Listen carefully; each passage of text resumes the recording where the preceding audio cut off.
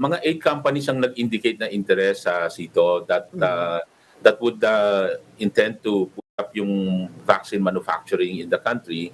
Ang assessment lang namin, meron lang mga 2 companies na more advanced in their talks kasi this has something to do always with their partners, the technology partners, yung panggagalingan nung vaccine kasi import fill finish itong sistema ngayon where there would be licensed vaccines already at saka dapat yung may EU na dito sa Pilipinas, yun lang ang pwedeng mag-establish din dito so that yung ipoproduce nila are already allowed for distribution.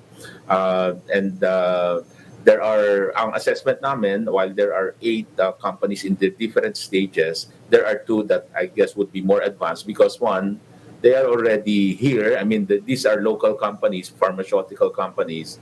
They have the facilities. It's a matter of expanding and adding more equipment para magawa itong import, fill, finish type of operation. Magbabulk importation and then ilalagay sa mga vials. So, and that's relatively a faster way to start the manufacturing here in the country. At the same time, sila din yung may discussions na with the technology partner. Ibig sabihin yung nakapag-research, nakapag-R&D at technology owner ng mga vaccine brands na yon. If they are going to be fill and finish in the Philippines, are they intended for re-export or are they intended for redistribution here? Okay. Kasama yan, Mr. Zito, dito sa discussion na so that to attract also these manufacturers, if there can also be at least preliminary some volume commitment. Kasi siyempre, if the government is the one running the program, and the government is the one running the program sa mga vaccination, and by the way, this will not and definitely will not only cover mga COVID-19 vaccines. Well, yung mga papasok dito, ang interest nila is to cover also the other vaccines needed in the country, yung may usual program, so that they will also have that kind of market, and more or less an assurance that they can also sell in the country. But there's nothing preventing them from re-exporting some parts of it. So lahat ng papasok dito, definitely they will study the market and the viability of producing it here. So we can also be used as a production base, just like what they're doing with other countries. Ang importante dito, the more manufacturer, refillers are done in many countries, you are increasing the distribution, the manufacturing capacity of the vaccine because worldwide talaga may shortage.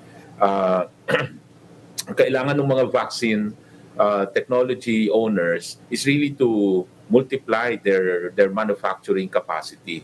Mm-hmm. Because if they will just depend on their existing capacity, kulang talaga yung global supply versus global demand. Ang issue ngayon is what kind of vaccines are we talking, what brand of vaccines are we talking about? Because if the China-made vaccines are not acceptable for European Western countries now at the border, baka talagang pang local consumption lang talaga yung makukuha natin. Baka you mean yung demand, no?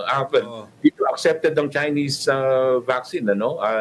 About your question, kung may mga ganong companies, all of them actually nilapitan natin to encourage them to put up the manufacturing, expand their manufacturing capacity dito sa Pilipinas. So talagang open field tayo, we've been offering them, and in fact, these are all entitled to, of course, yung incentives and the fiscal incentives. This is part of CREATE as a strategic investment priority, no? Mm-hmm.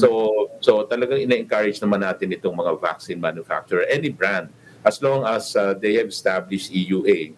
So yung wala pang EUA dito, they're also now undergoing mga clinical trials so that they can be issued an EUA, so that when they plan to put up their manufacturing capacity here, they're already accepted in the market and they're allowed by FDA.